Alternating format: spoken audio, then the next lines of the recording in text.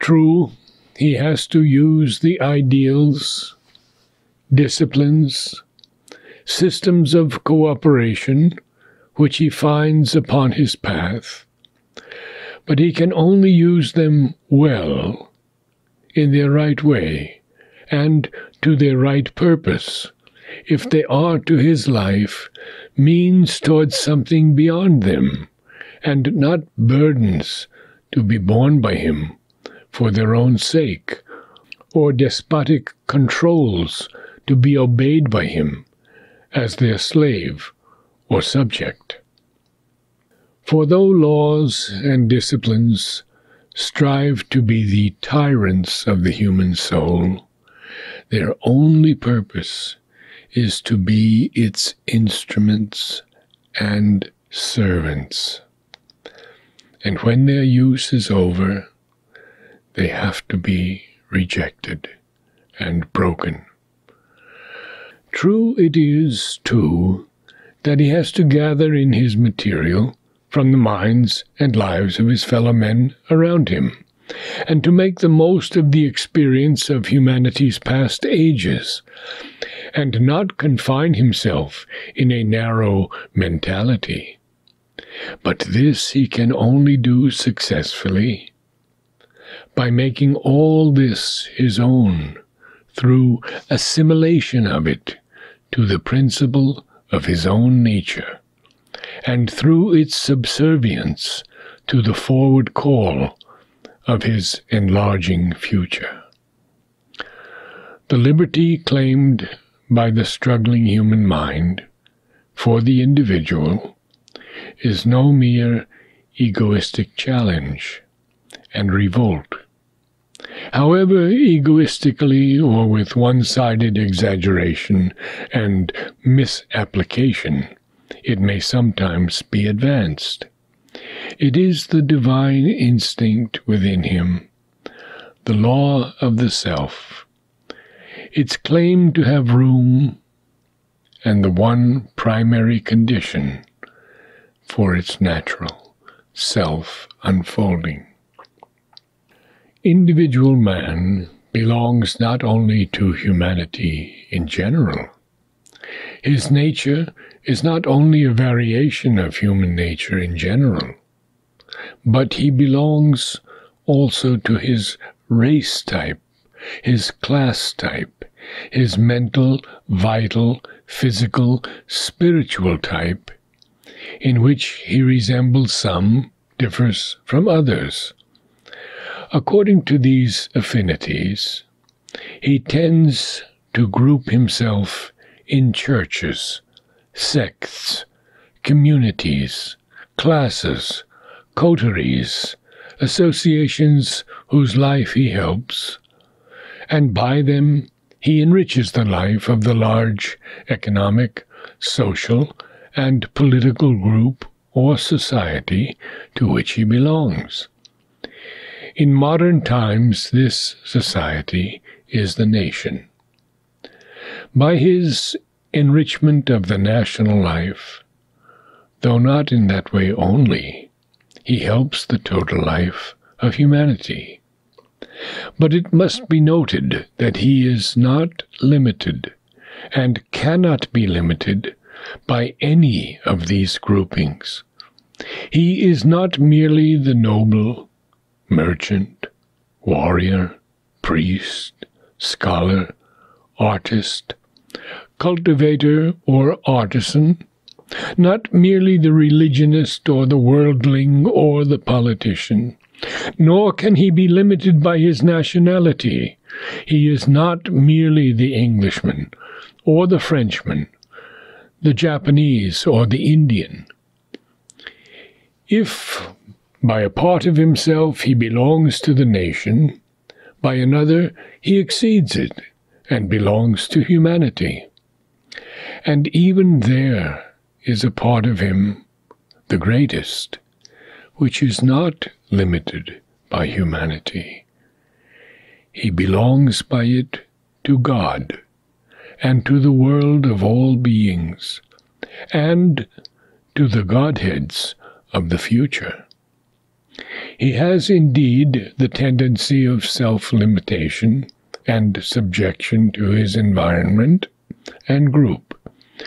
but he has also the equally necessary tendency of expansion and transcendence of environment and groupings. The individual animal is dominated entirely by his type, subordinated to his group when he does group himself. Individual man has already begun to share something of the infinity, complexity, free variation of the self we see manifested in the world. Or at least he has it in possibility, even if there be as yet no sign of it in his organized surface nature. There is here no principle of a mere shapeless fluidity. It is the tendency to enrich himself with the largest possible material constantly brought in, constantly assimilated and changed by the law of his individual nature into stuff of his growth and divine expansion. Thus, the community stands as a midterm and intermediary value between the individual and humanity, and it exists not merely for itself, but for the one and the other, and to help them to fulfill each other. The individual has to live in humanity, as well as humanity in the individual. But mankind is, or has been too large an aggregate to make this mutuality a thing intimate and powerfully felt in the ordinary mind of the race. And even if humanity becomes a manageable unit of life, intermediate groups and aggregates must still exist for the purpose of mass differentiation and the concentration and combination of varying tendencies in the total human aggregate. Therefore, the community has to stand for a time to the individual for humanity, even at the cost of standing between him and it, and limiting the reach of his universality and the wideness of his sympathies. Still, the absolute claim of the community, the society, or the nation to make its growth, perfection, greatness the sole object of human life, or to exist for itself alone as against the individual and the rest of humanity, to take arbitrary possession of the one and make the hostile assertion of itself against the other, whether defensive or offensive, the law of its action in the world, and not, as it unfortunately is, a temporary necessity. This attitude of societies, races, religions, communities, nations, empires, is evidently an aberration of the human reason, quite as much as the claim of the individual to live for himself egoistically is an aberration and the deformation of a truth. The truth, deformed into this error, is the same with the community as with the individual. The nation or community is an aggregate life that expresses the self according to the general law of human nature, and aids and partially fulfills the development and the destiny of mankind by its own development and the pursuit of its own destiny, according to the law of its being and the nature of its corporate individuality. It has, like the individual, the right to be itself. And its just claim, as against any attempt at domination by other nations, or of attack upon its separate development by any excessive tendency of human uniformity and regimentation, is to defend its existence, to insist on being itself, to persist in developing according to the secret idea within it, or, as we say, according to the law of its own nature. This right it must assert, not only or even principally for its own sake, but in the interests of humanity. For the only things that we can really call our rights are those conditions which are necessary to our free and sound development. And that again is our right, because it is necessary to the development of the world and the fulfillment of the destiny of mankind. Nor does this right to be oneself mean with the nation or community, any more than with the individual, that it should roll itself up like a hedgehog, shut itself up in its dogmas, prejudices, limitations, imperfections, in the form and mold of its past or its present achievement, and refuse mental or physical commerce and interchange, or spiritual or actual commingling with the rest of the world. For so it cannot grow or perfect itself. As the individual lives by the life of other individuals, so does the nation by the life of other nations, by accepting from them material for its own mental, economic, and physical life. But it has to assimilate this material, subject it to the law of its own nature, change it into stuff of itself, work upon it by its own free will and consciousness, if it would live securely and grow soundly. To have the principle or rule of another nature imposed upon it by force, or a de-individualizing pressure, is a menace to its existence, a wound to its being, a fetter upon its march. As the free development of individuals from within is the best condition for the growth and perfection of the community, so the free development of the community or nation from within is the best condition for the growth and perfection of mankind. Thus, the law for the individual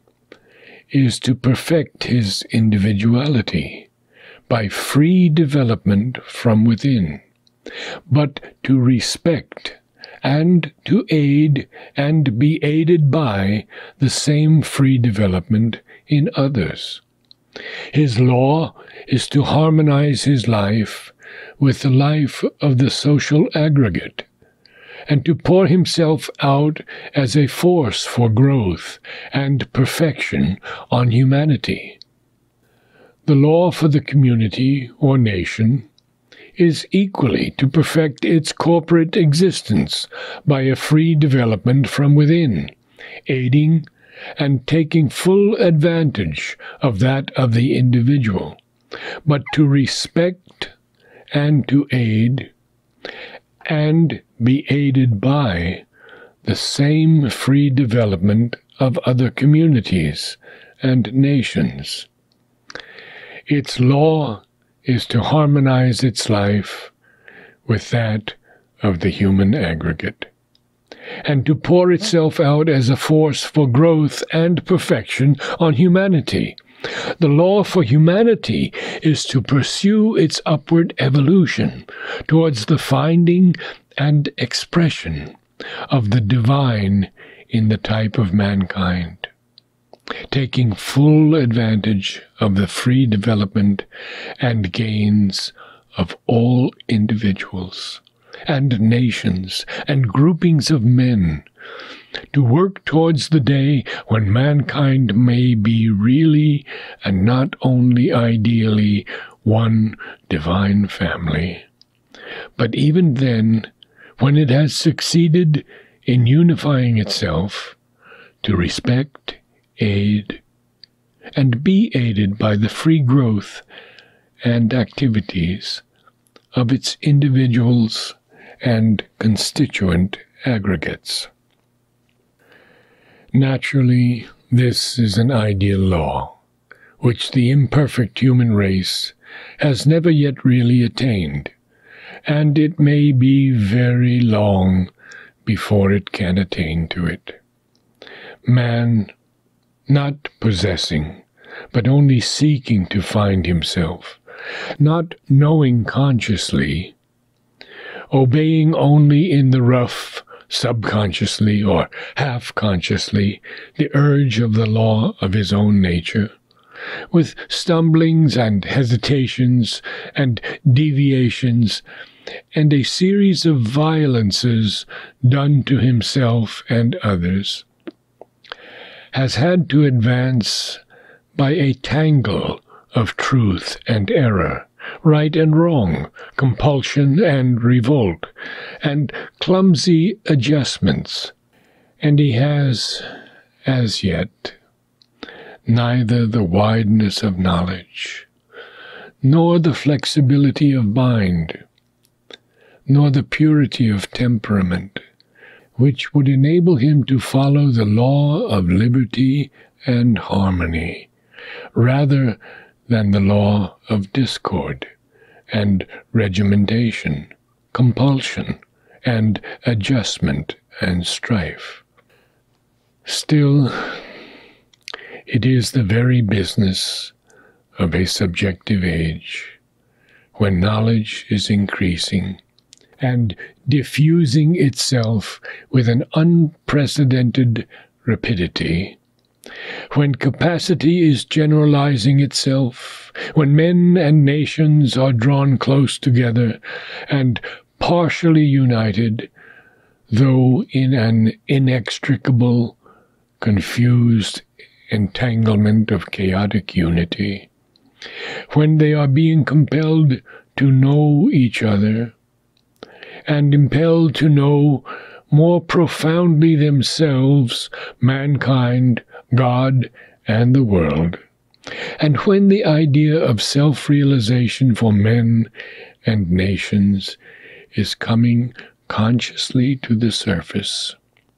it is the natural work, and should be the conscious hope of man in such an age, to know himself truly, to find the ideal law of his being and his development, and, if he cannot even then follow it ideally, owing to the difficulties of his egoistic nature, still to hold it before him, and find out gradually the way by which it can become more and more the molding principle of his individual and social existence.